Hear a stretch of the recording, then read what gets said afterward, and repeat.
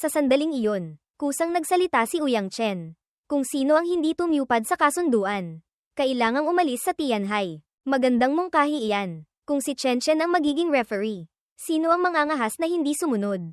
Naghiyawan ang mga tao. Ang iba ay nagsisigawan din bilang suporta. Pagkatapos ay tiningnan si Chen ng may mapanuyang tingin, na para bang sigurado silang matatalo siya.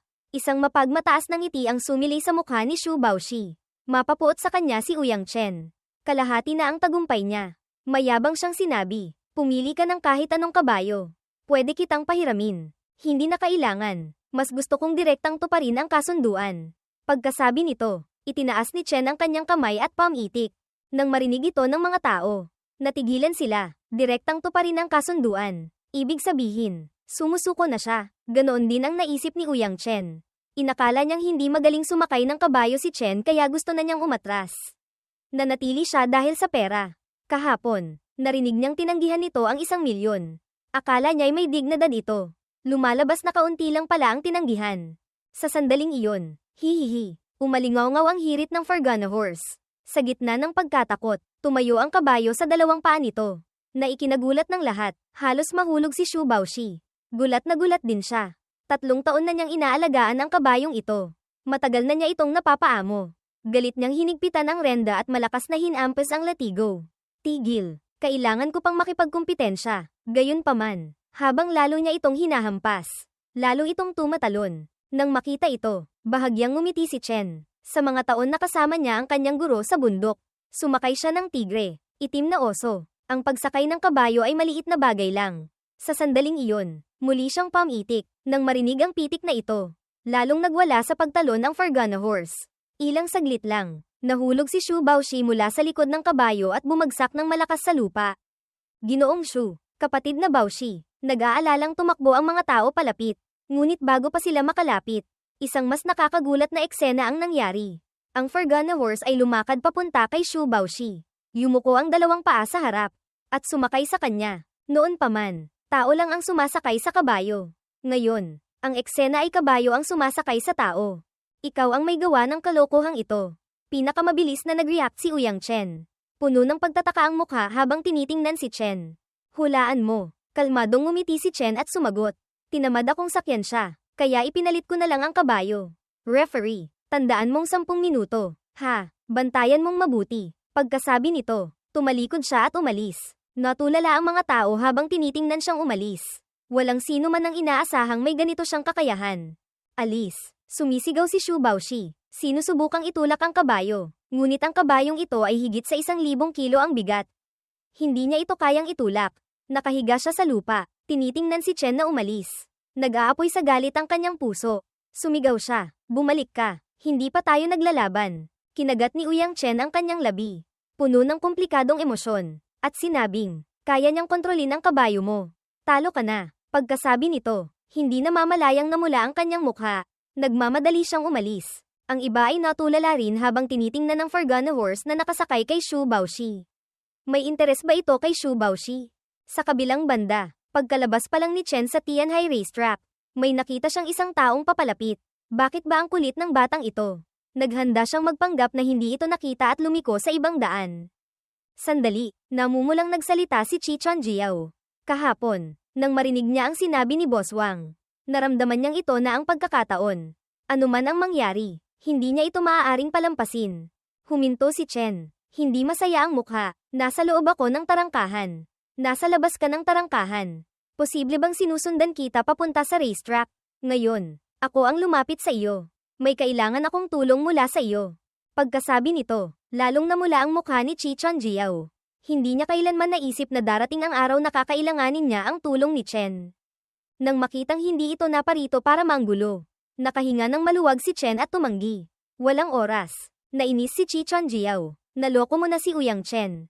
Kaya hindi mo na ako kailangang sundan. Di ba? Pagkatapos, kumuha siya ng isang bank card at sinabing, may 200,000 dito. Sumama ka sa akin minsan.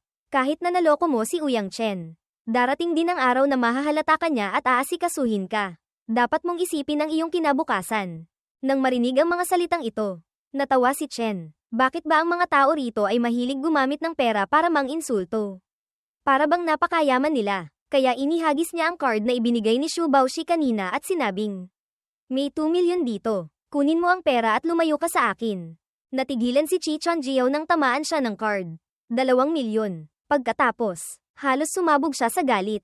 Hindi ba't naloko mo lang ang anak ng pinakamayamang tao? Anong ipinagyayabang mo? Ngunit dahil bagong takeover pa lang niya ang kumpanya, pilit na ngumiti si Chi Chonjiao. Chen Ping'en, nagkaroon tayo ng kasunduan sa kasal. Sa pagkakataong ito, parang awa mo na. Tulungan mo lang ako ngayon. Bukod sa 3 beses na ipinangako kong tutulungan ka noong kinansela natin ang kasal. Tutulungan pa kita ng 3 beses. Parang awa mo na. Kumunat ang noo ni Chen. Agad niyang pinagmasdan ang ekspresyon ng mukha nito. Wala naman itong malubhang sakit. Medyo hindi lang regular ang regla. Bakit naman siya aabot sa puntong wala nang magawa? Nang makitang nag-aalangan si Chen, sinamantala niya ito at nagpatuloy. Bilang paggalang sa ating kasunduan sa kasal, tulungan mo lang ako minsan. Kailangan ko lang makipagkita kay Boss Wang. Pagkasabi nito, nagmukha pa siyang kaawa-awa. Lumalabas na makikipagkita lang sa tao. Sumagot si Chen, "Sige, ngayon lang ito. Wala nang susunod pa. Ang sasakyan ko ay narito." Agad na natuwa ng husto si Chi Chonjiao. Mabilis siyang lumakad papunta sa Maserati. Binuksan ang pinto ng kotse na parang isang tsuper. Sa likuran, hinabol ni Uyang Chen si Chen mula sa racetrack. Gustong linawin ang kanyang pagkatao. Ngunit pagdating niya roon, isang malabong anino na lang ang kanyang nakita. Sa sandaling iyon, tumunog ang kanyang telepono. "Kumusta na? Nalinaw mo na ba?" Puno ng pag-aalala ang boses ni Uyang Hai sa telepono. Saglit na nag-isip si Uyang Chen at nag-analisa. Mukhang wala naman siyang pagkatao. Itay, bumalik siya dahil sa 2 milyon. Pagkatapos ay ikinwento niya ang buong pangyayari. Sa Zijiao Manor, malamig na ngumiti si Liu Yemei. Akala ko pa naman malalim ang kanyang pinagmulan. Dahil sa 2 milyon, bumalik na siya para makipagkumpitensya. Lumalabas na kahapon, minamaliit niya ang ibinigay ko. Paulit-ulit na malamig na ngumiti si Liu Yemei. Kung walang mangyayaring kakaiba, malamang na nakilala niya si Zhang Longwang sa kulungan o minsan siyang iniligtas nito. Wala naman siyang gaanong kakayahan. Akala ko pa naman, aasa ako sa kanya para ayusin ang kooperasyon sa pamilyang Ye mamayang gabi. Mukhang ngayon, kailangan ko nang umasa sa sarili ko. Gayunpaman, hindi ganoon ang iniisip ni Uyang Hai. Ang pagpapayo ko kay Zhang Longwang ay hindi lang basta paggalang. Sa halip na manghula, mas mabuting direktang tanungin si Zhang Longwang. Nang masabi, agad siyang tumawag kay Zhang Kangding. "Zhang Longwang, ako si Uyang Hai." Paumanhin sa abala. "Ano ang kailangan mo?" Malamig na sumagot si Zhang Kangding. Pilit na ngumiti si Uyang Hai at sinabing, "Ganito kasi, ang totoo, ang aking anak na babae at si Chen Ping'en ay may kasunduan sa kasal. Ngunit ito ang unang pagkakataon kong makilala si Chen Ping'en. Hindi ko gaanong naiintindihan ang sitwasyon. Hindi ko alam kung maaari bang magbigay ng kaunting paliwanag si Zhang Longwang.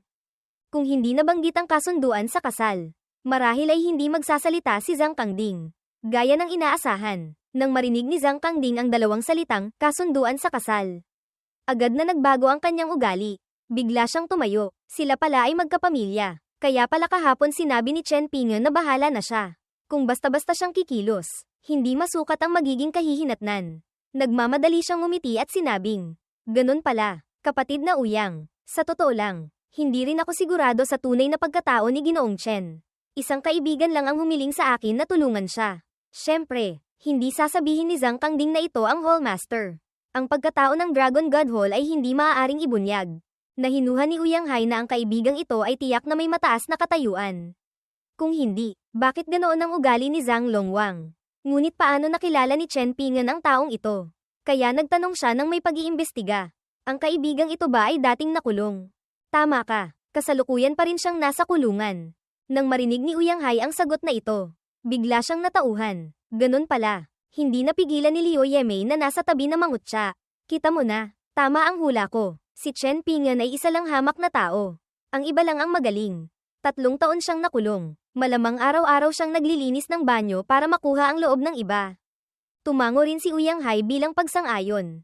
Sa huli, si Chen Ping'en ay wala pa ring tunay na lakas. Isa lang siyang hamak na taong umaasa sa lakas ng iba. Sandali, sa sandaling iyon, narinig ni Zhang Kangding ang sinabi ni Liu Yemei at nagulat na nagtanong. "Anong sinasabi ninyo? Si Chen Ping'en ay dating nakulong at 3 taon lang siyang nakakulong." Samantala, sa isang tea house, nakipagkita si Chen kay Boss Wang. Si Boss Wang ay napakamagalang. Yumuko ng malalim bilang pagbati. Nakangiti niyang inabot ang kontrata kay Chi Chonjiao para pirmahan. At ito pa ay isang eksklusibong kontrata sa supply. Pagkatapos pirmahan ang kontrata, maingat na nagtanong si Boss Wang. Ginoong Chen, mamayang gabi, ang binibini ng pamilyang Ye mula sa Imperial Capital ay magdaraos ng isang pagtitipon. Pupunta po ba kayo? Sa kanyang puso, kung si Chen ay maaaring maging kagalang-galang na bisita ni Ouyang Hai. Tiyak na isa siyang malaking tao. Marahil ay kilala pa niya si Ye Yaoqing. Kung matutulungan siya ni Chen na magsabi ng ilang mabubuting salita, maaari na siyang umasenso. Dumating na pala siya, natigilan si Chen. Ang bilis naman. Ngumiti siya at sumagot, "Siyempre pupunta." At saka, kailangan kong pumunta. Nang marinig ito, nag-umapaw sa saya ang puso ni Boss Wang. Tunay ngang magkakilala sila, ngunit maraming salita ang hindi maaaring sabihin ng basta-basta. Hintayin na lang niyang makita si Chen kasama si Ye Yaoqing mamayang gabi. At natural na lang na agos ang kanilang relasyon. Ginoong Chen, kung gayon, hindi na po ako mag-aabala. Magkita na lang po tayo mamayang gabi. Huminto sandali si Boss Wang at muling nagsalita. Makakaasa po kayo. Sisikapin kong asikasuhin ang negosyo ng pamilyang Chi. At hihingi rin ako ng tulong sa mga kaibigan. Mauuna na po ang hamak na lingkod. Boss Wang, ihahatid ko po kayo. Masayang-masaya rin si Chi Chonjiao. Pagkatapos ihatid si Boss Wang, napansin niyang hindi naman pala ganoon kasama si Chen.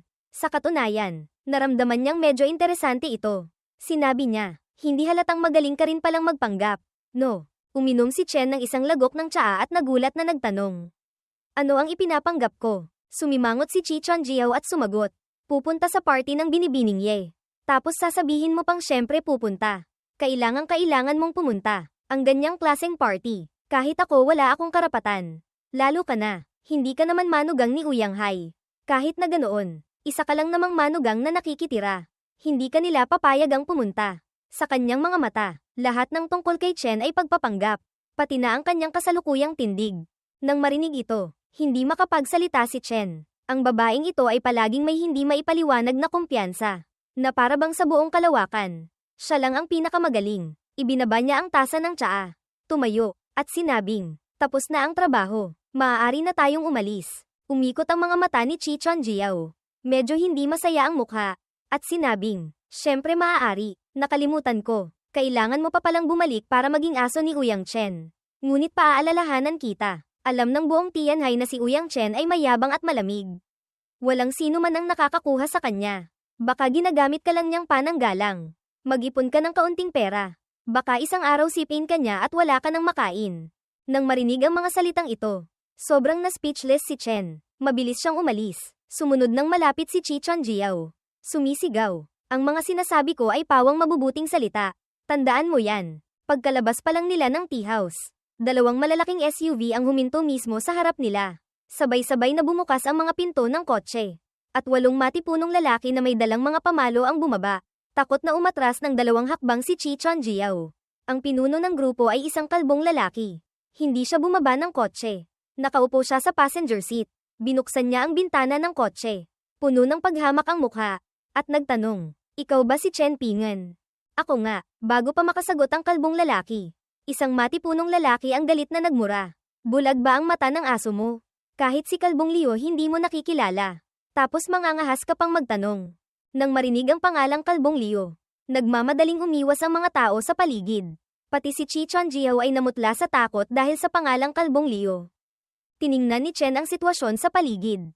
Sobrang nalilito. Bakit takot ang lahat sa kanya? Napakagaling ba niya? Lihim na sinulyapan ni Chi Chonjiao si Kalbong Liu. Nanginginig ang boses na sinabi. Hindi lang magaling. Siya ang Hallmaster sa ilalim ng emperador ng Underworld na si Zhang Longwang. Sa Underworld, siya ay pangalawa sa isa. At nakatataas sa 10,000. PFFT. Natawa si Chen sa pagpapakilala ni Chi Chonjiao. Kailan pa naging karapat-dapat ang isang hamak na tulisan sa pariralang, pangalawa sa isa? Nakatataas sa 10,000. Nang makitang tumatawa si Chen, nanlisik ang mata ng matipunong lalaki sa tabi at galit na sumigaw. Anong tinatawa-tawa mo? Muling nanigas sa takot si Chi Chonjiao. Nagmamadali siyang nagpaalala. Huwag kang tumawa. Mag-ingat ka sa ugali mo. Ang mga taong ito ay lahat sangkot sa Underworld. Hindi mo alam kung gaano karaming dugo ang nasa kanilang mga kamay. Kapag ginalit mo sila, walang magandang kahihinatnan. Wala lang. Itinigil ni Chen ang pagtawa. bilang paggalang sa magandang ipinakita ni Zhang Kangding nitong mga nakaraang araw. Dapat siyang magdagdag pa ng ilang salita. Nagtanong siya, may kailangan ba kayo sa akin? Naghahanap ka ng kamatayan. Nang makita ng matipunong lalaki ang mayabang na ugali ni Chen, itinaas niya ang kanyang armas at akmang aatake. Sandali, sa sandaling iyon, biglang nagsalita si Kalbong Liu.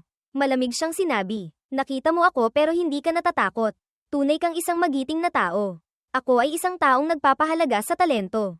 Bibigyan kita ng pagkakataon, maging tauhan ko, at makakaligtas ka sa kapahamakang ito. Pagkasabi nito, agad na sinabi ng iba, ano pang tinitingin-tingin mo dyan? Binibigyan ka ng pagkakataon ng boss. Lumuhad ka na at magkawtaw. Kung makakasama ka sa boss, siguradong magkakaroon ka ng masaganang buhay. Nang marinig ito ni Chi Chonjiao, kumaibat ang gilid ng kanyang labi. Sa kanyang puso, gusto niya sanang mas kaunti ang pakikisalamuhan ni Chen sa kanila. Ngunit naisip niya rin, kung magiging tao ng underworld si Chen, maaari siyang humingi ng tulong dito kung magkakaroon ng anumang problema sa hinaharap. Kaya pinayuhan din niya ito. Chen Pingen, ito na ang pagkakataon mong hindi na umasa sa iba. Dapat mong sunggaban ito. Magbigay-pugay ka na sa boss. Sinulyapan siya ni Chen at pagkatapos ay tumingin kay Kalbong Liu. Kalmadong sinabi, gusto mong maging tauhan kita? Pwede, pero iminumungkahi kung kontaken mo muna si Zhang Kangding. Tanungin mo kung nangangahas siyang tanggapin ako bilang tauhan. Pagkasabi nito, agad na tumahimik ang paligid. Zhang Kangding, Zhang Longwang, naghahanap ka ng kamatayan. Muling itinaas ng matipunong lalaki ang armas sa kanyang kamay. Sandali, tinawag siya ni Kalbong Liu pabalik. Maingat niyang sinuri si Chen mula ulo hanggang paa. Ang karaniwang tao, kapag narinig ang pangalan niya, ay nanginginig na sa takot. Ang taong ito ay hindi natatakot, at nangangahas pang direktang banggitin ang pangalan ni Zhang Longwang. Maingat na nagtanong si Kalbong Liu, kilala mo ba si Longwang? Kalmadong sumagot si Chen, tanungin mo kung kilala niya ako. Nagulat na huminga ng malalim ang mga tao sa paligid. Ang taong ito ay talagang may pinagmulan. Ang matipunong lalaki na akmang aatake ay nagsimula na ring kabahan. Kinakabahang naisip ni Chi Chonjiao. Talaga bang kilala niya si Zhang Longwang? Sa sandaling iyon, nakakonekta na ang telepono. Hindi na malamig ang ugali ni Kalbong Liu. Maingat siyang nagtanong, Longwang, abala po ba kayo? Magsalita ka na. Medyo naiinis si Zhang Kangding. Kakarinig lang niya mula kay Uyang Hai tungkol sa pagkatao ni Chen Pingen. Kaya masama ang kanyang pakiramdam. Tinawag siyang kagalang-galang na bisita ng Hallmaster. Akala niya'y galing ito sa isang malaking pamilya. Hindi niya inaasahang isa pala itong tagalinis ng banyo sa kulungan. Bagamat sinabi ng Hallmaster na kailangan siyang asikasuhin, hinding-hindi siya maaaring personal na maging tsuper. At isinara pa ang buong airport. Tunay na isang kahihiyan. Opo, opo, opo. Nagmamadaling sumagot si Kalbong Liu. May isang tao ritong nagngangalang Chen Pingen. Pinatatanong niya sa inyo kung kilala niyo ba siya. Bumilis ang tibok ng puso ni Chi Chonjiao. Kung talagang kilala ni Chen Pingen si Zhang Kangding, mas magiging madali ang kanyang negosyo.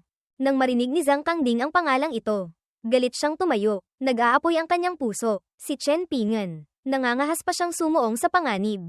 Sino ba siya para kailangan ko siyang kilalanin? Bakit siya nasa iyo? Pabulong na sinabi ni Kalbong Liu.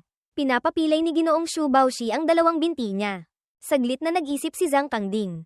Nagpasya siyang huwag makialam. Sa hinaharap, kung babanggitin ito ng Hallmaster, hihingi na lang siya ng tawad. Malamig siyang sinabi, pilayin mo siya. Saka ibinaba ang telepono. Nanliit ang mga mata ni Kalbong Liu habang tinititigan si Chen. Dahan-dahan siyang lumakad palapit. Anong sabi ni Longwang? Sabik na nagtanong si Chi Chonjiao. Sabi, pilayin ka. Biglang naging napakalamig ang boses ni Kalbong Liu. Bata, nangangahas kang lokohin ako. Akala ko bibigyan kita ng pagkakataon. Ngayon, hindi lang ang dalawang binti mo ang pipiliin ko. Puputulin ko rin ang 4 mong paa. Ano? Takot na sumigaw si Chi Chonjiao. Puno siya ng pag-asa. Hindi niya inaasahang ganito ang magiging resulta. Natigilan din si Chen at nagtanong. Sinabi ni Zhang Kangding na pilayin mo ako. Malamig ang mukha ni Kalbong Liu. Sabay-sabay na kumilos ang 8 matipunong lalaki. Ang malamig na liwanag ay direktang tumutok sa kanyang mga vital points. Blag, blag, blag. Gayunpaman, sa loob lang ng ilang segundo, lahat ng 8 matipunong lalaki ay lumipad palikod. Gamulong sa lupa habang sumisigaw sa sakit. Ang ganitong antas ng manlalaro ay hindi pa nga kasing husay ng 4 na gwardya kahapon. Natulala ang mga dumadaan. Natigilan ang mga receptionist. Ganap na natulala si Chi Chonjiao. Hindi niya man lang nakita kung paano kumilos si Chen. Sa sandaling iyon, medyo hindi makapaniwala si Chen. Muli siyang nagtanong, talaga bang sinabi ni Zhang Kangding na pilayin mo ako? Hindi pinansin ni Kalbong Liu ang tanong ni Chen. Ikinuyom niya ang kanyang mga kamao. Nanigas ang kanyang mga kalamnan. At nagngangalit na sinabi, lumalabas na isa kang martial artist. Kaya pala hindi ka natatakot. Sayang lang at ako ang nakaharap mo. Hindi pa natatapos ang kanyang salita. Sumuntok na siya diretso sa mukha ni Chen. Bilang Hallmaster ng Emperador ng Underworld. Ang posisyong ito ay nakamit sa pamamagitan ng bawat suntok. Naalala niya noong unang panahon. Tinulungan ni Shi Quan si Zhang Longwang na sakupin ang 3 kalye. Walang kapantay ang kanyang lakas. Pak! Isang malakas na sampal ang biglang umalingaw-ngaw. Nagtanong si Chen. Tinanong kita, sino ang nagsabi sa iyong gumanti? Natigilan si Kalbong Liu. Ang kanyang kamao ay nakataas pa rin sa ere. Ngunit ang kanyang mukha ay nasampal. Pak! Muling sumampal si Chen at sinabing, ako, blanko ang tingin ni Kalbong Liu. Pak! Huling sampal ni Chen. At direktang tumalsik si Kalbong Liu. Tamad na siyang makinig sa kalokohan nito. Bumagsak si Kalbong Liu sa lupa. Hindi makabangon. Walang tigil sa pag-ubo ng dugo. Lumingon si Chen kay Chi Chuanjiao at nagutos. Dalhin mo ako kay Zhang Kangding. Samantala, sa KTV Longting, ang pinakamarangyang lugar ng libangan sa Tianhai City, at isa rin sa mga ari-arian ni Zhang Longwang. Sa loob ng pribadong silid na may pangalang Earth, nagkukumpulan ang mga lalaki at babae. Si Xu Baoshi ay nakaupo sa gitna. Namumula ang mga mata, walang tigil sa pag-inom ng alak. Hinihintay niya ang balita mula kay Kalbong Liu. Sa buong Tianhai, pati na sa mundo ng karera ng kabayo, karaniwan lang ang taong sumasakay sa kabayo. Ngunit siya, sinakyan ng kabayo. Tunay na isang malaking kahihiyan. Kapatid na Baoshi, huwag ka nang uminom. Masama yan sa kalusugan. Maingat na payo ng isang babae sa tabi. Iwinasiwas ni Xu Baoshi ang kamay at sumampal. Sumisigaw, umalis ka. Kailangan ko ba ng pakialam mo? Naniniwala ka bang papatayin kita? Agad na tumahimik ang babae na parang isang kuliglig sa taglamig. Sa sandaling iyon, tumunog ang telepono. Itay, sinagot niya. Isang malalim na boses ang narinig sa telepono. Alam ko na ang nangyari. Umuwi ka muna. Maghanda ka para sa pagtitipon ng binibining Ye mamayang gabi. Opo, itinulak ni Xu Baoshi ang upuan. Tumayo, at nagmamadaling lumabas ng pinto. Sa labas ng pinto, isang Maserati ang huminto. Nang makita kung sino ang bumaba ng kotse. Agad na nanlisik sa galit ang mga mata ni Xu Baoshi. Chen Pingen. Hindi siya napilayan. Ano ba ang ginagawa ni Kalbong Liu? Tamad pansinin ni Chen si Xu Baoshi. Diretsong pumasok sa lobby. Ikaw. Ikinuyom ni Xu Baoshi ang kanyang mga kamao. Gustong sumugod at makipaglaban. Ngunit alam niyang hindi siya kalaban. Sa sandaling iyon, napansin ng kanyang mga mata si Chi Chuanjiao na kabababa lang ng kotse. Biglang nagliwanag ang kanyang mga mata. Agad na nagbago ng ekspresyon at ngumiti. Magandang binibini. Kumusta ka? Kaibigan ka ba ni Pingen? Ako si Xu Baoshi, chairman ng Tianlong Group. Si Xu Tianlong ang aking ama. Maaari ba kitang makilala? Nang mailabas ang pagkakakilanlang ito, natigilan si Chi Chuanjiao ng isang segundo. Pagkatapos ay agad na nasabik na sumagot. Ginoong Xu, kumusta po kayo? Matagal ko na po kayong hinahangaan. Ako si Chi Chuanjiao, General Manager ng Chi Group. Ikinagagalak ko po kayong makilala. Sa sandaling iyon, nakaakyat na si Chen sa itaas na palapag. Nakita niya ang pinto ng pribadong silid na may pangalang Heaven, na may 2 gwardyang nakabantay. Kung walang mangyayaring kakaiba, si Zhang Kangding ay tiyak na nasa loob. Akmang lalapit na sana siya nang biglang malamig na nagsalita ang gwardya. Sino ka? Ako si Chen Pingen. Medyo pamilyar ang pangalan sa gwardya. Sinulyapan niya ito at sinabing, maghintay ka. Pagkatapos ay tumalikod siya at pumasok sa silid para magulat. Sa loob ng pribadong silid, si Zhang Kangding ay kumakanta sa gitna ng silid. Nang makitang pumasok ang gwardya, hindi masaya ang mukha na nagtanong. Anong nangyari? Longwang, may isang taong nagngangalang Chen Pingen sa labas na naghahanap sa inyo.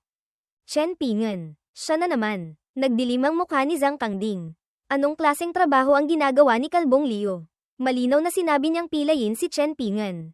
Ngunit hinayaan niya itong makatakas at nakarating pa rito. Paalisin mo siya. Sabihin mong wala ako rito. Naiintindihan ko. Ngunit pagtalikod pa lang ng gwardya, itinulak ang pinto ng silid at diretsyong pumasok si Chen. Agad na sumigaw ang gwardya. Maghintay ka sa labas. Sino ang nagsabing maaari kang pumasok? Tamad pansinin ni Chen. Diretsyong tiningnan si Zhang Kangding at nagtanong. Hindi mo ako gustong makita. At pinapapilay mo pa ako. Lalong naging pangit ang mukha ni Zhang Kangding. Isang hamak na taong 3 taon lang nakulong ay nangangahas na makipag-usap sa kanya ng ganito. Pagkatapos ay iwinasiwas niya ang kamay. Senyales sa gwardya na huwag kumilos. Malamig siyang sinabi, may kailangan ka ba sa akin? Magsalita ka. Abala ako. Nagbago na nga ang ugali mo.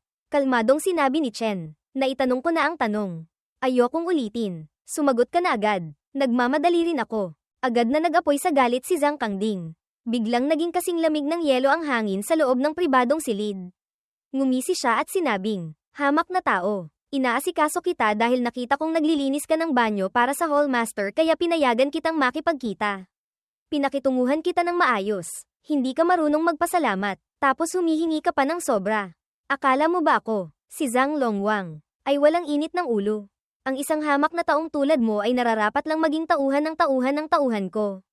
Sino ang nagbigay sa iyo ng lakas ng loob para puntahan ako rito? Biglang naintindihan ni Chen, ngunit tamad na siyang magpaliwanag. Mamayang gabi, pagkatapos kanselahin ang kasal kay Ye Yaoqing, aalis na siya sa lungsod na ito. Wala na siyang kinalaman dito. Casual siyang sinabi, kahapon, maganda ang ipinakita mo, pinaligtas kita, wala na tayong utang sa isa't isa. Pagkasabi nito, naghanda na siyang umalis.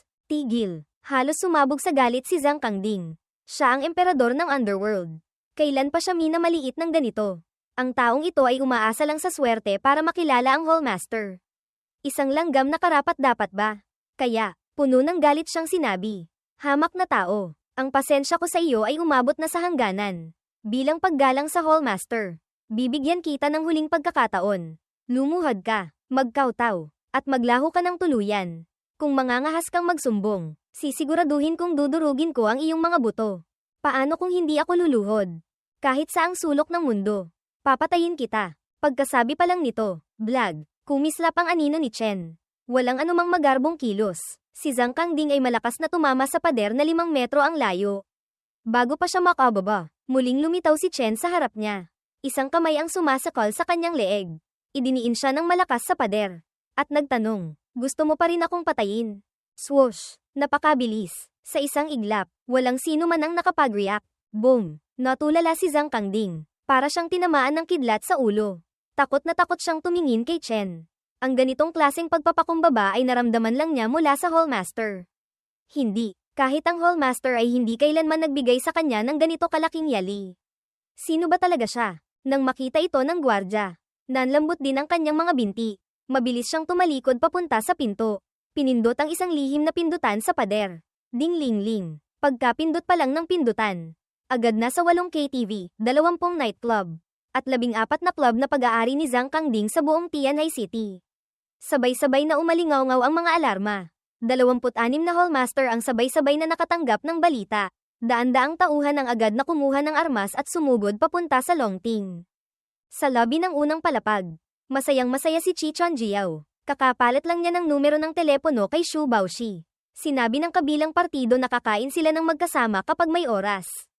Kung magkakaroon sila ng relasyon, tiyak na angat sa ibang antas ang negosyo ng Chi Group. Habang iniisip ito, bigla siyang nakarinig ng tunog ng alarma. Nagulat si Chi Chonjiao. Doon lang niya napansin na sa hindi maipaliwanag na dahilan. Dinala niya si Chen Pingan para hanapin si Zhang Longwang. Ano ang tunog na ito? Muli siyang nakarinig ng tunog ng biglaang pagpreno sa labas ng pinto. Agad siyang tumingin sa labas. Nakita niya ang isang hilera ng mga sasakyan na huminto. Ilang dosenang mababangis na lalaki na may dalang armas ang sumugod papasok. Umakyat sa itaas na palapag. Nang maisip si Chen, nagulat si Chi Chonjiao. Nagmamadali siyang umalis sa KTV. Pagkalabas pa lang ng pinto, natulala siya sa eksenang nasa harap niya. Sa magkabilang gilid ng kalsada, isang prosesyon ng mga sasakyan na may nakaon na hazard lights at sirena ang sumusugod. Sa mabilisang bilang, hindi bababa sa 100. Pagkatapos, sabay-sabay na bumukas ang mga pinto ng mga sasakyang ito. Daan-daang matipunong lalaki na may dalang armas ang dumagsa papasok sa Longting. At hindi pa rito natatapos ang lahat. Mas marami pang sasakyan ang sunod-sunod na dumating. Walang katapusan ng pila. Kumikislap ang mga hazard lights habang sumusugod. Sumama si Chi Chonjiao sa mga nanunood. Narinig niya ang mga bulungan. Narinig ko na tumunog ang alarma ni Zhang Longwang. Ang huling beses ay 10 taon na ang nakalipas. Posible kayang bumalik na ang taong iyon. Kinakabahang nagtanong si Chi Chonjiao sa taong nasa tabi niya. Kuya, ano ang ibig sabihin kapag tumunog ang alarma? Misteryosong sinabi ng taong iyon. Noong unang panahon, sangkot din ako sa Jiangho. Kapag tumunog ang alarmang ito, ibig sabihin ay may isang manloloob na nagbabanta sa kaligtasan ni Zhang Longwang. Kapag narinig ang alarma, lahat ng hallmaster at tauhan ay agad na darating para tumulong. Tingnan mo, siguro mga 2,000 tao na yan. No, siguradong ang taong iyon na. Namutla ang mukha ni Chi Chonjiao. Nang marinig ang pariralang, nagbabanta sa buhay. Namuti siya sa takot. Posible kayang si Chen Pingan ang nagbabanta sa buhay ni Zhang Longwang. Baliw ba siya? Puno ng pagkatakot ang mukha ni Chi Chonjiao. Hindi siya sigurado kung makakaligtas ba si Chen. Saglit siyang nag-isip. Nagpa siyang humingi ng tulong kay Xu Baoshi. Samantala, sa loob ng pribadong silid, binitawan na ni Chen si Zhang Kangding. Bagamat may intensyon siyang patayin ito, naisip niya ang sinabi ng kanyang guro. Ang pagpatay ay makakasira sa yin virtue at makakasama sa Fok Bao. Kaya malamig siyang sinabi, ang parusang kamatayan ay maaaring patawarin. Ngunit ang kasalanan sa buhay ay mahirap takasan. Pagkasabi nito, malakas siyang sumipa, at tumalsik si Zhang Kangding palabas ng pinto. Sa sandaling iyon, mahigit 20 hallmaster na ang sumugod sa pasilyo.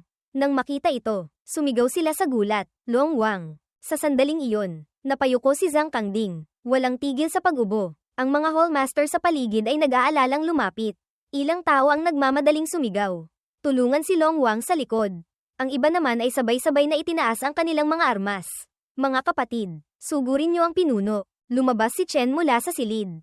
Tiningnan niya ang siksik ang mga tao sa pasilyo at bahagyang ngumiti. Sa ganitong klaseng labanan, sanay na siya. Kalmado siyang nagtanong, solo o grupo. Lahat ay sabay-sabay na natigilan. Ang nangungunang hallmaster ay ngumisi. Hinigpitan ang hawak sa armas. At nagboluntaryo, sige, ako ang lalaban sa iyo ng solo. Gayunpaman, kalmadong sinabi ni Chen, hindi ka karapat-dapat. Ang solo na sinasabi ko ay ako ang lalaban sa inyong lahat. Ang grupo naman ay kayong lahat ang sabay-sabay kong lalabanan. Pagkasabi nito, lahat ay namula sa galit na halos lumuwa ang kanilang mga mata. Ang nangungunang hallmaster ay agad na sumugod ng mag-isa. Bata na amoy gatas pa. Naghahanap ka ng kamatayan. Pagkasabi nito, hamampas siya ng isang saksak. Umiling si Chen habang tinitingnan siya. Bigla siyang sumipa ng napakabilis. Pinatalsik ang hallmaster na nasa ere papunta sa likuran. Tumama diretso sa mga tao. Boom! Nagkagulo ang mga tao. Ang pasilyo na ilang dosenang metro ang haba ay agad na napuno ng mga nakahandusay na katawan. Walang sino man ang makatayo ng tuwid. Si Zhang Kangding na naghahandang tumakas gamit ang elevator ay nanlambot ang mga binti nang makita ang eksenang ito. Nanlamig ang buong katawan niya. Agos ang pawis na parang ulan. Ito, tao pa ba ito? Naglakad si Chen sa ibabaw ng nagkakagulong mga tao. Habang naglalakad, nakangiti siyang sinabi, gusto mong tumakas? Ha, gaya ng sinabi mo, kahit saang sulok ng mundo. Mahahanap kita. Takot na takot si Zhang Kangding. Basa ang kanyang pantalon. Pilit siyang nagpakalma at sinabing, hindi mo ako maaaring patayin. Hindi ka patatawarin ng hallmaster. Nang marinig ito, biglang naging napakatalam ang tingin ni Chen. Mahina siyang sinabi, ang hallmaster na sinasabi mo ay tagalinis lang ng banyo ko. Nang marinig ang mga salitang ito, para siyang nahulog sa isang hukay ng yelo. Agad na nanigas ang buong katawan ni Zhang Kangding. Tagalinis, ng banyo. Kaya pala mukha siyang ordinaryo. Lumalabas na bumalik na siya sa pagiging simple. Walang pag-aalinlangan. Nanlambot ang dalawang tuhod ni Zhang Kangding. Direktang lumuhad. Ginoong Chen, nagkamali po ako. Patawarin niyo po ako. Bigyan niyo po ako ng pagkakataon. Handa po akong maging aso ninyo. Oh. Nang makita ang eksenang ito, agad na tumahimik ang pasilyo. Naalala rin ni Chen na sa kulungan. May isang taong nagmamakaawa para sa kanyang buhay na nagngangalang Sun Liangkoy. Naging aso siya sa loob ng 2 taon. Pagkatapos ay pinayagang magpiyansa para magpagamot. Hindi niya alam kung patay na ba ito o hindi. Hindi niya namamalayang umiling siya. Ibinalik niya ang kanyang tingin kay Zhang Kangding na nasa harap niya. Ang pagpapatawad sa iyo ay hindi naman imposible. Alam mo ba ang larong Old Turtle Crossing the River? Ang pangalan niya ay Longwang. Ang pagpapagawa sa kanya ng Old Turtle Crossing the River, ang pinakaangkop. Ilang araw nang walang naglalaro nito. Namimiss ko na. Agad na humiga ng patihaya si Zhang Kangding sa lupa. Ipinasok niya ang kanyang mga kamay sa pagitan ng kanyang mga hita. Nakataas ang 4 na paa sa langit. Gamit ang kanyang likod, gumagalaw siya sa lupa. Kamukang kamukha ng isang pagong na nakatihaya. Sa sandaling ito, wala nang bahid ng pagiging emperador ng underworld si Zhang Kangding. Ngumiti siya ng mapanuyo at sinabing, Ginoong Chen, ayos na po ba ito? Tiningnan ni Chen ang kanyang kaawa-awang itsura. Ngumiti, at sinabing, hindi masama ang pag-aaral mo. Ngunit gusto mo akong patayin. Ang pagpapatawad sa iyo ay hindi ganoon kadali. Bumaba ka sa unang palapag.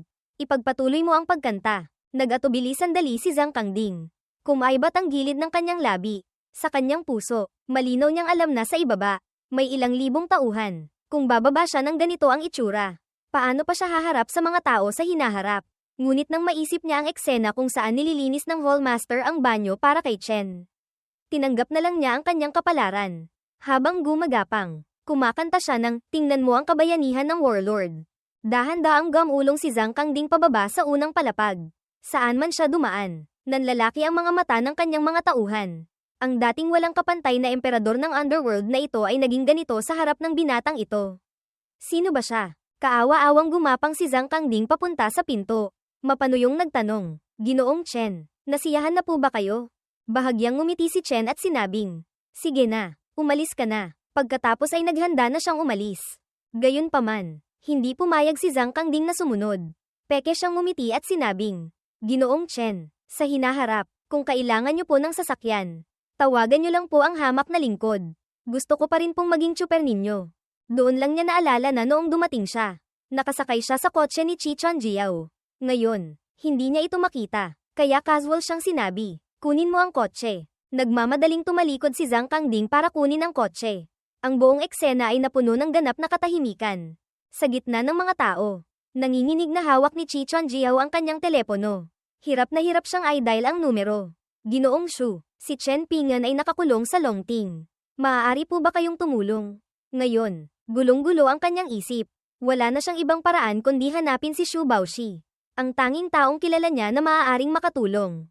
Gayunpaman, nang sagutin ni Xu Baoshi ang telepono, lihim siyang natuwa sa kanyang puso. Iniisip niyang kumilos na si Kalbong Liu. Nagpanggap siyang hindi nasiyahan at sinabing, bakit ngayon mo lang sinabi sa akin? Huwag kang magmadali, hahanapin ko si Zhang Longwang para ayusin ito agad. Ibinaba niya ang telepono, mayabang na isinilid ang telepono sa kanyang bulsa. Naisip niya, bahala na si Chen Pingan sa kanyang buhay. Pero Chi Chuanjiao, aalagaan kitang mabuti. Habang iniisip ito, lumapit ang kanyang ama na si Xu Tianlong, chairman ng Tianlong Group, isang bagong umuusbong na puwersa sa Tianhai. At sinabing, tara na, maghanda na para sa pagtitipon ng Binibining Ye. Sumigla siya, sa pagkakaalam ko, ang Binibining Ye Yaoqing ay hindi pa kasal.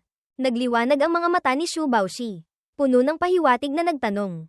Ang ibig sabihin ni Itay ay, bahagyang nanliit ang mga mata ni Xu Tianlong. Nagpapakita ng tindig ng isang matagumpay na tao. Dito sa Tianhai, ang maaari lang makipagkumpetensya para maging partner ay ako at si Ouyang Hai. At ang Binibining Ye ay isang babae. 90% ang posibilidad na pipiliin niya tayo. Kailangan mong magsikap na magkaroon ng magandang relasyon sa kanya. Naiintindihan mo ba? Nang maisip ang pagkakataong makalapit kay Ye Yaoqing, nagumapaw sa saya si Xu Baoshi. Nagtanong siya, kung gayon, paano naman si Ouyang Chen? Isang taon na siyang nagsisikap sa tabi ni Ouyang Chen. Akala niya'y sa pamamagitan ni Master Ge, madali niyang makakamit ang kanyang layunin. Hindi niya inaasahang magkakaroon ng problema sa gitna. Hindi siya makapapayag na sumuko ng ganito. Bahagyang ngumiti si Xu Tianlong. Huwag kang mag-alala. Iimbitahan ni Master Ge ang kanyang nakatatandang kapatid para muling kulamin si Ouyang Chen. Sa pagkakataong ito, tiyak na hindi mabibigo. Sa kanyang plano, muling magkakasakit si Ouyang Chen. Sasamantalahin ni Xu Baoshi ang pagkakataon para angkinin siya. At kasabay nito, itatago niya ang relasyong ito. Kahit na malaman ni Ouyang Hai, wala siyang magagawa. Nga pala, kumusta na si Kalbong Liu? Nag-aalalang tanong ni Xu Tianlong. Medyo mayabang na sumagot si Xu Baoshi. Si Chen Pingan ay hinarang na ni Kalbong Liu sa Longteng Clubhouse. Hindi na siya magtatagal, nang maisip na maaari siyang magkaroon ng relasyon kina Ye Yaoqing, Ouyang Chen, at maaari pa niyang aliwin si Chi Chuanjiao, tatlong napakagandang babae, hindi niya mapigil ang matuwa sa kanyang puso. Tumango si Xu Tianlong. Tara na. Pagkaalis pa lang ng kotse sa villa, isang Rolls Royce ang sumalubong sa kanila. Nang makita ni Xu Tianlong ang plaka ng kotse, agad siyang sinabi, kotse ni Zhang Longwang yan. Tumabi agad. Agad na iminaneho ng tsuper ang kotse sa gilid. Dumaan ang Rolls Royce. HMM. Nagulat si Xu Baoshi. Kanina, tila nakita niya si Chen Pingan sa likurang upuan. Ngunit imposible iyon. Dapat ay patay na siya. Sa sandaling iyon, tumunog ang telepono ni Xu Baoshi. Nang makitang si Chi Chonjiao ito, agad siyang nagbago ng tono. Binibining Chi, pasensya na. Pinutol siya ni Chi Chonjiao. Puno ng saya ang kanyang boses na sinabi. Salamat po, okay na si Chen Ping'an. Nang marinig ito, natigilan si Xu Baoshi. Hindi namatay si Chen Ping'an. Posible kayang hindi siya nagkamali ng tingin kanina. Imposible. Sa sandaling iyon, bumalik si Chen sa Cloud Pavilion Sky Palace. Ngunit pagtulak pa lang niya ng pinto, natigilan siya. Nakita niya si Ye Yaoqing na nagbibihis. At sa sandaling iyon, wala siyang saplot sa katawan. Sa sandaling iyon sa Cloud Pavilion Sky Palace, ayaw na sanang bumalik ni Chen. Ngunit nangako siya kay Ye Yaoqing na sasamahan niya ito sa party mamayang gabi. Kaya napilitan siyang bumalik. Gayunpaman, pagtulak pa lang niya ng pinto ng bahay, muli siyang natigilan. Sa sala, si Ye Yaoqing ay nagbibihis. Nakasuot siya ng isang maikling palda na yakap sa balakang. At iyon lang ang tanging saplot sa kanyang katawan. Ang kanyang pang-itaas na bahagi ay ganap na nakalantad. Nang makita siya nito, medyo nagulat siya noong una. Ngunit mabilis siyang nasanay. Itinaas niya ang isang kamay para takpan ang kanyang bibig at ngumiti ng may pang-aakit. Tamang-tama ang dating mo, kapatid. Tulungan mo akong pumili kung alin ang maganda. Kumuha siya ng ilang damit at paulit-ulit na isinukat. Kailan pa nakakita si Chen ng ganitong eksena? Malinaw niyang naramdaman ang pag-init ng kanyang ilong. Nagmamadali niyang tinakpan ang kanyang ilong at tumalikod. Nagtatampo ang boses ni Ye Yaoqing na sinabi. Nahihiya ka ba? Hindi mo pa ba nakikita? Tulungan mo na akong pumili. Pinapahirapan mo talaga ako. Muling lihim na minumura ni Chen sa kanyang puso ang Emperor of Construction Workers na si Kai Zhongyang. Nag-aalaga ng alagang ibon sa bahay tapos nakulong pa. Sinabi ni Chen, huwag ka nang magbiro, hipag kita, sa kulungan. Siya ang pinakabata. Ang pagtawag ng hipag ay hindi naman kalabisan. Itinuturing na rin itong paglalagay ng malinaw na hangganan. Natigilan siya sandali, nagtatampo ang boses na nagtanong. Kung gayon, ayaw mo bang kumain ng siopaw na may palamang tao? Agad na naramdaman ni Chen na muling nawala ng kontrol ang kanyang katawan. Mabilis siyang tumakbo palabas ng vilya. Haha, sa likuran. Tumawa si Ye Yaoqing na parang bulaklak. Makalipas ang ilang minuto, lumabas si Ye Yaoqing na maayos nang nakabihis. Hindi nasiyahan ang kanyang mukha. Nagtanong siya, paano ka magmaneho? Halika rito. Imaneho mo si Hipag. Basta't magaling kang magmaneho. Ipagluluto ka pa ni Hipag. Inagaw ni Chen ang susi ng kotse at nagtanong. Saan tayo pupunta? Tianhai Hotel. Ang aking pagtitipon. Ang Tianhai Hotel ang pinakamalaking hotel sa Tianhai City. Ang pagtitipon ay ginanap sa lobby. Ipinark ni Chen ang kotse at umakyat sila ni Ye Yaoqing. Sa daan, palaging nagmamasid si Ye Yaoqing. Nang makitang hindi nagbabago ang ekspresyon ni Chen, lihim siyang tumango sa kanyang puso. Tunay ngang karapat-dapat na taong pinahiram ng vilya ni Kai Zhongyang. Nang makita ang ganito kalaking eksena, hindi man lang siya natakot. Itinaas niya ang kanyang kamay at kumapit sa braso ni Chen. Muli siyang nagtanong ng may pag-iimbestiga. Kapatid, puro malalaking tao ang nasa loob. Ha? Hindi ka ba natatakot? Bakit parang medyo natatakot ako? Pinakalma siya ni Chen. Huwag kang matakot. Nandito ako. Walang sino mang mangangahas na galawin ka. Pumunta si Chen dito ngayong gabi. Bukod sa pagsama sa kanya, para rin kanselahin ang kasal. Bago kanselahin ang kasal, itinuturing na rin siyang lalaking may-ari. Command.Kin. si Ye Yaoqing. Agad siyang naging isang masugid na tagahanga. Kapatid, napakalalaki mo. Nang marinig ko ang sinabi mo, bigla kong gustong umasa sa iyo magpakailanman at hindi na umalis. Muling napailing si Chen. Biglang umalingaw-ngaw sa banquet hall ang isang galit na sigaw. Chen Ping'an. Agad na nagdilim ang mukha ni Chen. Isang anino ang galit na lumakad palapit. Walang iba kundi si Boss Wang. Ang business partner ni Chi Chonjiao. Nagngangalit si Boss Wang na sinabi. Ikaw naman loloko. Ikaw na kriminal. Nangangahas ka pang pumunta rito para manggulo. Akala ko pa naman isa kang malaking tao. Lumalabas na isa ka lang hamak na magnanakaw na kalalabas lang ng kulungan. Kakainom lang niya ng alak kasama si Ouyang Hai. Nabanggit niya si Chen. Hindi niya inaasahang malamig na parang yelo ang mukha ni Ouyang Hai. At sinabi pang nakakadiri ang pagbanggit sa taong ito. Kasabay nito, ipinahiwatig niyang kalalabas lang ni Chen sa kulungan. Kapatid, mukhang nakaharap ka ng kaaway. Pag-ulong na paalala ni Ye Yaoqing. Kumunat ang noo ni Chen habang tinitingnan si Boss Wang na papalapit. Naiinis siyang sinabi, hinaan mo ang boses mo. Nakakabingi. HMPH. Sa isang hamak na taong tulad mo, kailangan pa bang hinaan ang boses? Kailangan kong sabihin ng malakas para marinig ng lahat. Mga ginoo at ginang, Ito ang manlolokong nang loko sa akin ng ilang 10 milyong halaga ng kontrata. At nagpakilala pang isang malaking tao. Kung hindi ako nagkakamali, pumunta siya rito ngayong gabi para manloko. Nagbulungan ang mga tao. Manloloko. Paano siya nakapasok dito? Tingnan mo ang suot niyang ordinaryo. Siguradong galing sa mababang antas ng lipunan. Boss Wang, dapat may ebidensya ka kung magsasalita ka. Ano ang iniloko ko sa iyo? Tanong ni Chen.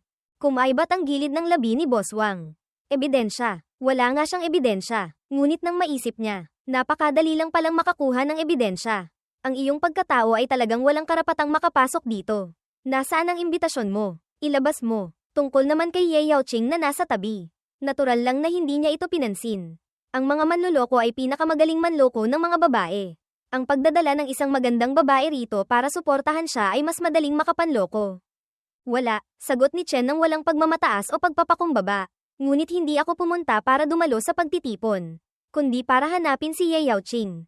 Pagkasabi nito, agad na tumahimik ang eksena. Pagkatapos ay umalingaw-ngaw ang tawanan.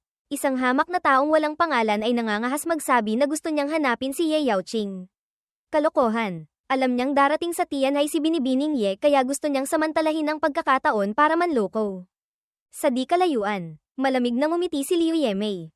Umiling si Ouyang Hai. Ang taong kalalabas lang ng kulungan ay hindi normal ang pag-iisip. Kahapon, nang makita ko siyang nagsasalita ng nakakagulat, naramdaman ko nang hindi siya tama. Ngayon, mukhang tama nga ang hinala ko. May problema talaga siya sa pag-iisip. Nakasuot ng evening gown si Ouyang Chen. Malamig na nakatayo at nagmamasid. Ang numero 1 kagandahan sa Tianhai sa sandaling ito ay nagpapakita ng isang malamig at di makamundong aura. Kapatid na Ouyang, ito ba ang iyong magiging manugang? Mukhang hindi naman kagwapuhan. Mapanuksong sinabi ni Shu Tianlong. Nagmamadaling itinanggi ni Ouyang Hai. Kapatid na Shu, mag-ingat ka sa iyong mga salita. Ang aking pamilya ay walang kinalaman sa kanya. Lihim na ngumiti si Shu Tianlong. Sinulyapan niya si Shu Baoshi na nasa tabi. Anak, malaki ang pagkakataon mo. Sa sandaling iyon sa pinto, tumawa ng malakas si Boss Wang. Ikaw pa ang karapat-dapat makipag-ugnayan kay Binibining Ye. Alam mo ba na si Binibining Ye ay isang marangal na babae mula sa Imperial Capital? Hindi mo ba tinitingnan ang sarili mo sa salamin para makita kung sino ka? Ang mga salitang ito ay muling nagdulot ng tawanan. Nagulat din si Ye Yaoqing. Pumunta pala siya dahil sa kanya. Marahil ay ipinakilala siya ni Kai Zhongyang. No, tutal. Hindi madali para sa isang taong kalalabas lang ng kulungan na maghanap ng trabaho. Nagdilim ang mukha ni Chen. Malamig ang kanyang boses. Maaari mong tawagin si Ye Yaoqing para magkaharap kami rito. At saka, kapag tumawa ka pa, hindi ako magdadalawang isip na gawing hindi mo na maisasara ang iyong bibig habang buhay. Nang makita ni Boss Wang ang tingin ni Chen, hindi niya alam kung bakit pakiramdam niya ay para siyang tinititigan ng demonyo. Dumaan ang malamig na hangin. Sa isang iglap, hindi siya nang ahas magsalita. Ano? Sa sandaling iyon sa banquet hall, malakas na sumigaw si Shu Baoshi. Bagamat hindi niya alam kung bakit nandito pa rin si Chen. Ang utos ng kanyang ama ay makalapit kay Ye Yaoqing. Iyon ang kagyat na bagay. Agad siyang nangutya. Hoy, Chen, kagabi, sa bahay ni Tio Ouyang. Nagpanggap kang may kasunduan sa kasal kay Ouyang Chen. Ngayon, pumunta ka na naman dito para manggulo. Isa ka talagang taong hindi marunong mabuhay. Pagkasabi pa lang nito, muling nagkagulo ang bulwagan. Kasunduan sa kasal. Paano magkakagusto si Ouyang Chen sa ganitong klaseng tao? Imposible, Ginoong Ouyang. Totoo po ba iyon? Lahat ng tingin ay napunta kay Ouyang Hai. Galit na galit siyang nagngangalit at sumagot. Siyempre peke, ang batang ito ay nagpanggap na isang pantas para gamutin ang aking anak na babae. At nagpakita pa ng kasulatan ng kasal. Agad ko siyang pinalayas sa bahay. Nagmamadali ring nagdagdag si Liu Yemei. Isa siyang manloloko, at kalalabas lang niya sa kulungan. Ang ganitong klaseng tao, kahit anong bagay ay kaya niyang gawin. Ang panloloko sa kasal ay napakadali lang sa kanya. Nangangahas pa siyang magpakita. Nakakadiri talaga. Mga gwardya, paalisin niyo na siya. Nang makita ito, malamig na tumawa si Chen. Ang pamilyang ito ay talagang walang utang na loob. Hindi na kailangang paalisin. Ang mga bagay dito, hayaan niyo na akong ayusin. Bahagyang ngumiti si Shu Baoshi. Paano niya madaling palalampasin ang isang hadlang na tulad mo? Agad siyang mayabang na sinabi. Hoy, Chen, ngayon, alam na ng lahat na isa kang manloloko. Naiintindihan ko ang mga taong tulad mo. Walang kabusugan. Sabihin mo, paano ka aalis sa paningin ni Binibining Ye? Maaari akong kumatawan kay Binibining Ye para pumayag sa iyo. Naintindihan ng lahat ang ibig sabihin. Sinasamantala ni Xu Baoshi ang pagkakataon para makuha ang loob ni Binibining Ye. May pag-asa na ang pamilyang Xu. Sa sandaling iyon, sa wakas ay hindi na napigilan ni Ye Yaoqing na magsalita. Anong karapatan mong kumatawan kay Binibining Ye? Agad na tumingin si Xu Baoshi kay Ye Yaoqing. Agad siyang natulala sa kagandahan nito. Bakit ba ang lahat ng babae sa tabi ni Chen Ping'an ay napakaganda? Hindi, kailangan ko ring angkinin siya. Pagkatapos, mayabang na sinabi ni Xu Baoshi. Siyempre, ako ang tagapagmana ng Tianlong Group. At saka, isa akong kagalang-galang na bisita na inimbitahan ni Binibining Ye. Hindi ako karapat-dapat. Posible bang ang isang babaeng tulad mo ang karapat-dapat? Mayabang na binanggit ni Xu Baoshi ang kanyang pagkakakilanlan. Sadya rin niyang ginawa ito para maakit si Ye Yaoqing. Tulad ng kung paano naakit si Chi Chonjiao sa pagkakakilanlan. Nang marinig ito, nagdilim ang mukha ni Ye Yaoqing. Gayunpaman, bago pa siya makapagsalita, nauna nang nagsalita si Chen. Humingi ka ng tawad sa kanya. Biglang umalingaw-ngaw ang boses ni Chen. Sa isang iglap, napuno ng tensyon ang hangin. Mapanghamak na lumingon si Xu Baoshi kay Chen at nagtanong. Anong sabi mo? Sino ang nagbigay sa iyo ng lakas ng loob para utusan akong humingi ng tawad sa kanya? Karapat-dapat ba siya? Oo, pagkasabi pa lang nito, mabilis na lumapit si Chen. Mabilis na parang kidlat niyang sinakal ang leeg nito at inutusang lumuhod at magkawtaw para humingi ng tawad. Agad na nasakal si Xu Baoshi hanggang sa hindi makahinga. Puno ng pagkatakot ang kanyang mukha. Hinding-hindi niya inaasahan na mangangahas si Chen na kumilos sa ganitong lugar. Ang anino ng kamatayan ay gumagala sa kanyang isipan. Ngunit kung luluhod siya, tiyak na masasayang ang lahat ng kanyang pinaghirapan. Pinakamabilis na nag-react si Xu Tianlong. Bitawan mo ang anak ko. Kung hindi, papatayin ko ang buong pamilya mo. Malakas ding nagbabala si Uyang Hai. Bitawan mo siya. Manggahas kang galawin kahit isang hibla ng buhok ni Ginoong Xu. Siguradong mamamatay ka. Gayunpaman, tila hindi sila narinig ni Chen. Lalong humihigpit ang kanyang pagkakasakal. Hindi na makayanan ni Xu Baoshi. Unti-unti nang humihina ang kanyang hininga. Sa sandaling iyon, humakbang si Uyang Chen at sinabing, Chen Ping'an, alam mo ba kung nasaan ka? Narito ang lahat ng mga maharlika ng Tianhai.